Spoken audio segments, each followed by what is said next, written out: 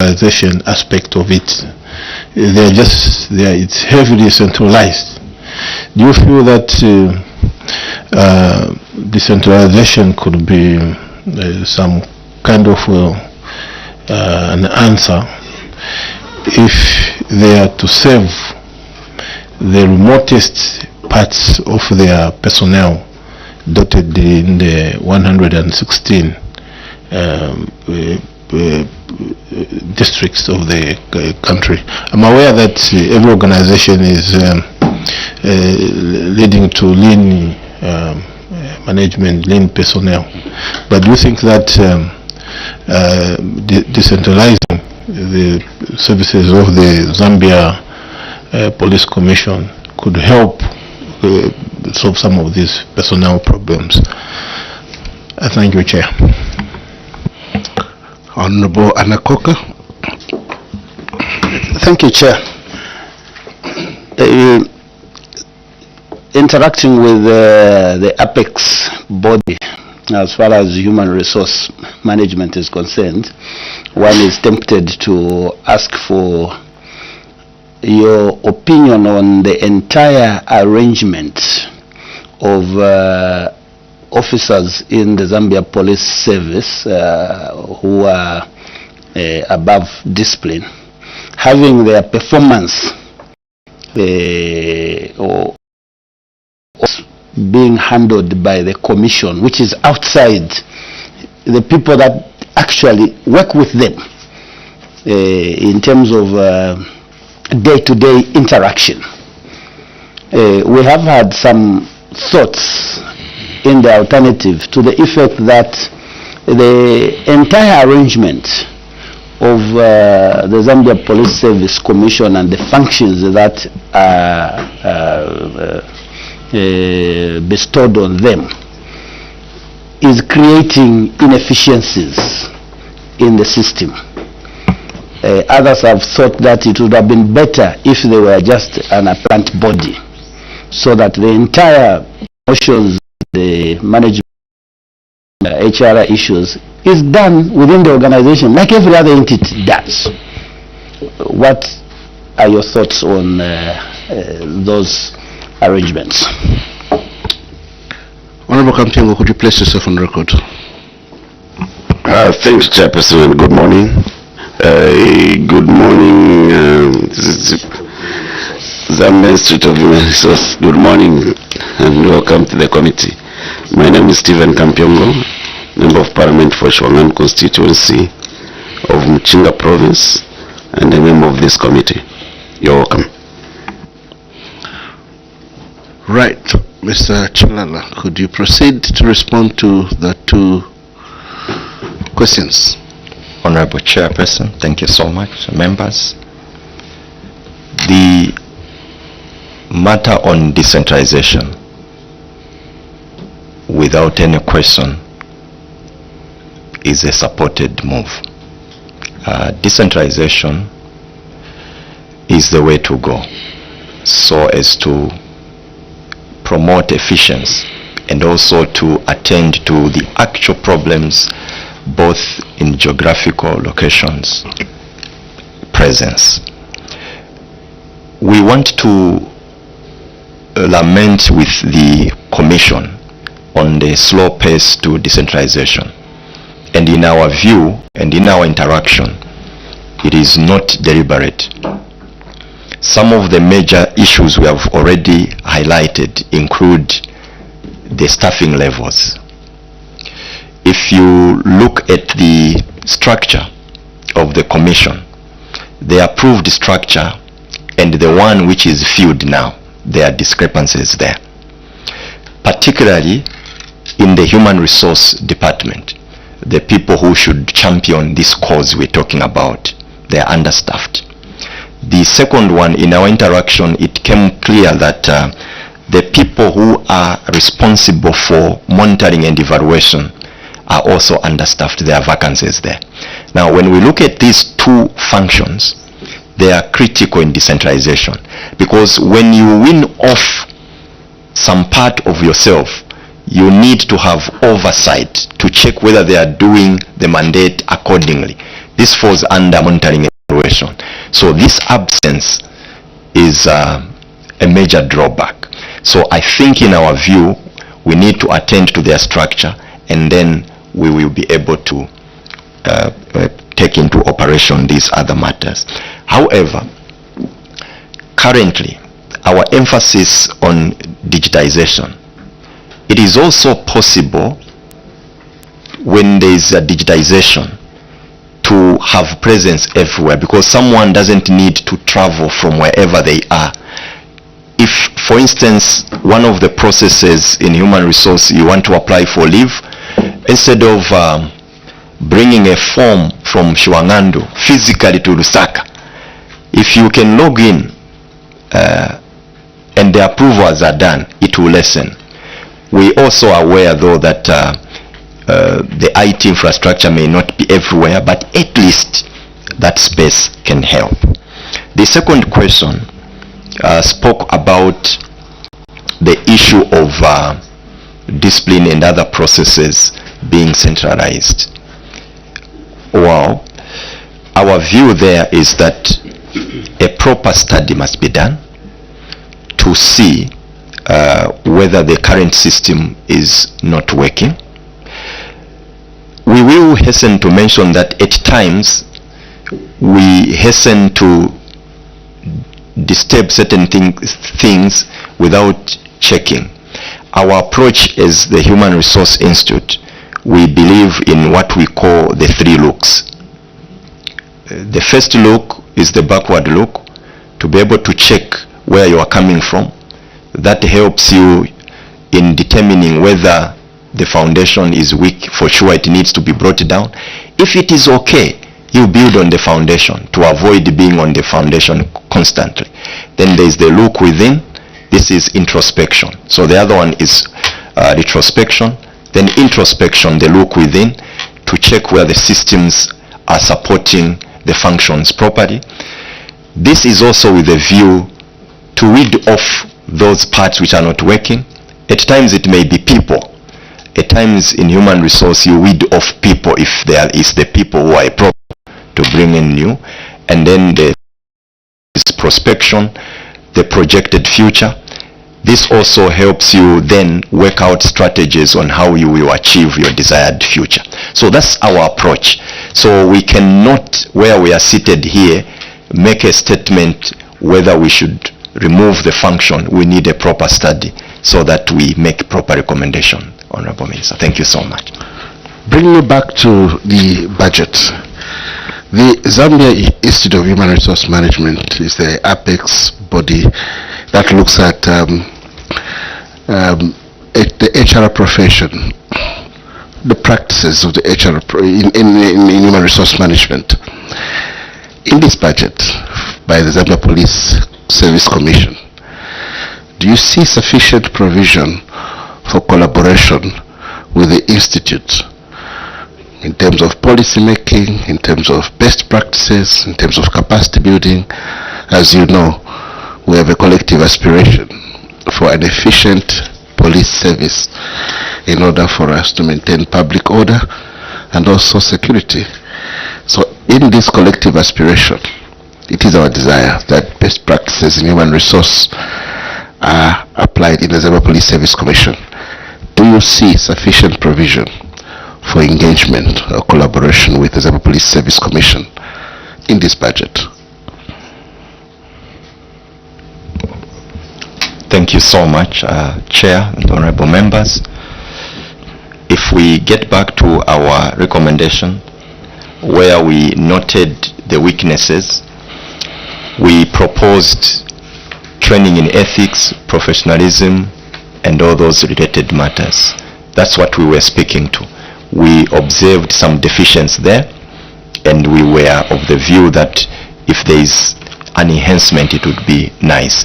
So don't be shy to say we propose that we are engaged to do capacity build, because if you leave it open, then we might think that you're asking senior policemen to train, lower police fellows. Yeah, so would you be specific on that item? Thank you so much, Chair. We can't be shy. We are very patriotic citizens, Chair.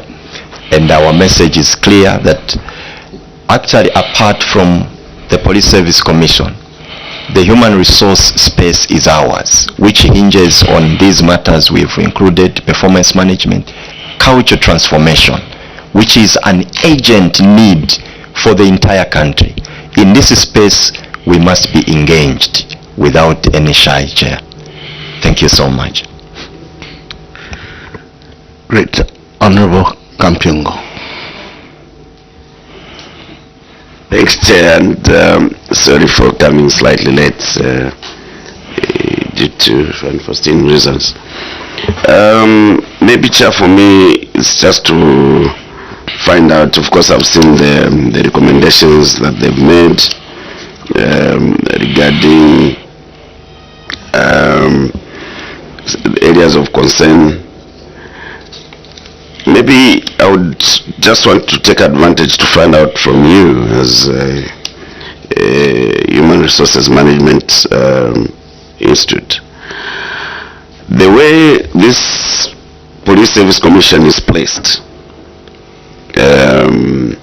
is in such a way that it's under the office away from the Ministry of Home Affairs. The rationale was to ensure transparency and obviously lessen familiarity in terms of dealing with human resource matters. However, there's been this challenge, this concern, and I think when my colleague was asking you about system, it's because over time the police service under Ministry of Home Affairs has got layers of the command. The solution is that above discipline. It's a transition. The police command is also responsible for those that are under discipline, from constable up to the rank of chief inspector. Above that, then it becomes the responsibility of the Police Service Commission. Now, it's this linkage that creates a challenge. If you heard my colleagues, I don't know if they lamented about this before I came. What has happened in the police service, for example, is that you find a person who could 2,000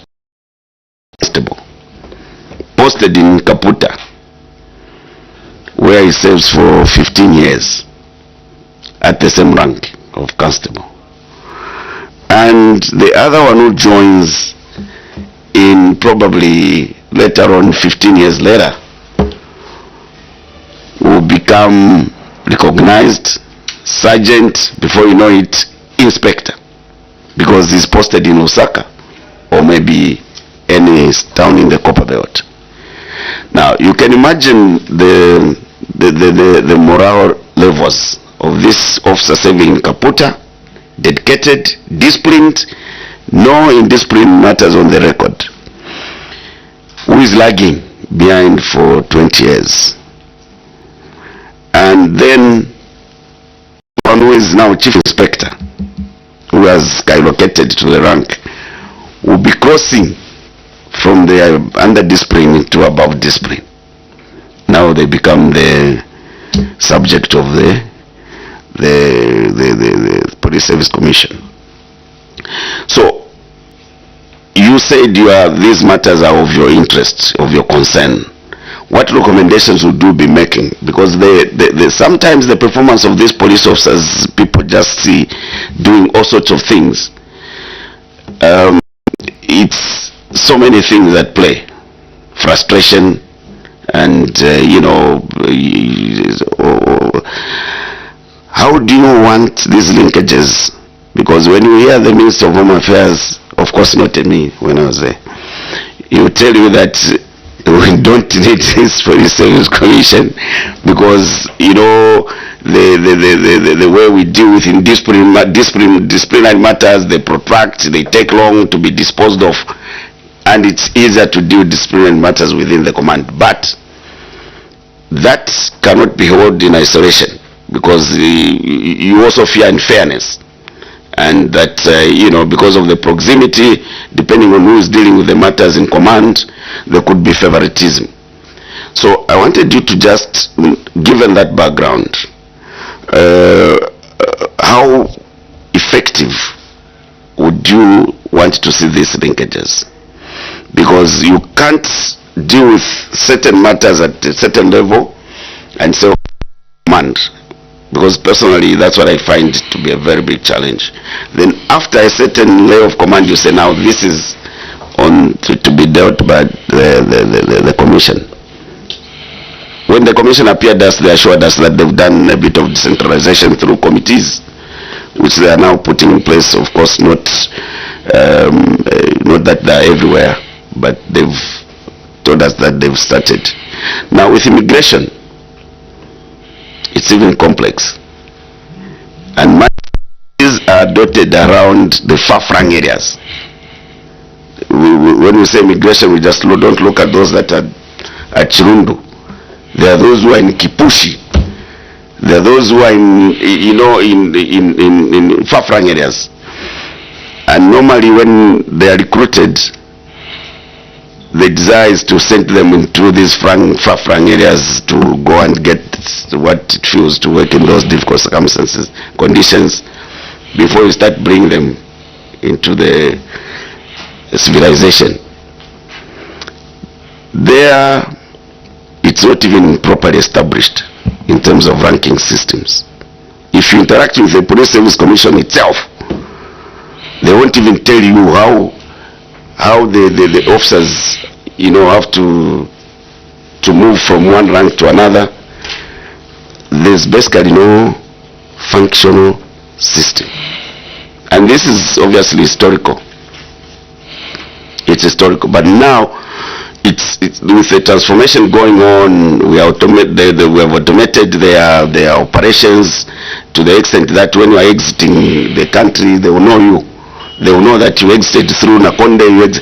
So you are capacitating them, but yet you are not also recognizing them in terms of how they are ranked and how they must move up the radar. So that background given, and when you interact with them, these I think is that you should be sharing with them. So we would like you to just probably comment on how else we can make this effective, because now they've just remained with two. We have put out the immigration, I think, no, the prisons, the correctional service, which is standing on its own. Now, Registrar, if you hear a protracted submission from Honorable Kampyongo, it's the nostalgia of having been Minister of Home Affairs, so you should pardon him. But I'll allow you to respond to those for the benefit, you know, of. I know that you have reacted to the issue of the bifurcation, you know, in function between the Zambia Police Command and the Zambia Police Service Commission. You can speak briefly to it. I know you've responded already to that. Yeah, but for the benefit of the honourable member, you could speak briefly to that. Yeah, but I'll allow you to put those into your basket. This allows Honourable Kasandwe to put in his question.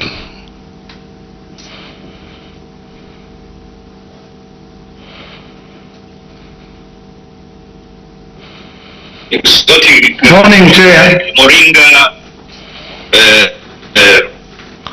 Hello, good morning. Honorable Cassandra, are you attending two meetings? Maybe you could mute the other one. No, I'm saying I have no question to ask. Oh, I have seen your hand, you know, on the screen, and I thought that's your maiden question in the committee. Yeah. Right. Maybe you could just drop that hand that is playing around on your screen. Yeah. Okay, all right, let me check. I don't think I have no hand raised, Chair, from my side. Right. Honorable Kaku will place yourself on record. Thank you, Mr. Chairman. Good morning, colleagues. Stanley Kakowa is my name, and I'm Member of Parliament for Kaprimposh constituency in Central Province. Thank you. Yeah, Honorable Musamali. Thank you, Chair. I know that the Zambia Institute of Human Resources Management based their analysis on what is contained on the budget speech and the yellow book. But we are taking advantage of your presence. Maybe we are asking you something that is outside what you prepared. We have been asking this question, the concern on the Zambia Police Service, not the Commission, but since they fall under the umbrella of the Zambia Police Commission. The police service committing various crimes like robbery and murder. In your capacity as Zambia Institute of Human Resources Management, do you engage the Zambia Police Service on matters pertaining to crime? Because the public out there, when they look at the police, they look at them as a protector. But now they are exposed to such kind of crime, including corruption. Even those immigration officers by the borders, you know, we live in this with these people in the community. Do you engage the Zambia Police Service Commission by virtue of you handling human capital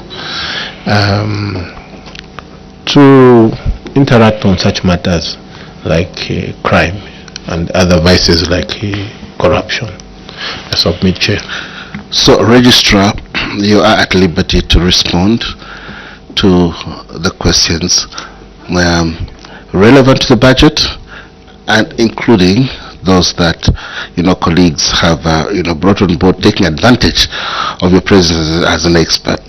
Would like you to focus on the budget, and then seek your indulgence, spend a few minutes to respond to things that are outside your presentation, but what you've provoked, your presence as HR experts, and you're dealing with an institution that is dealing with human resource exclusively.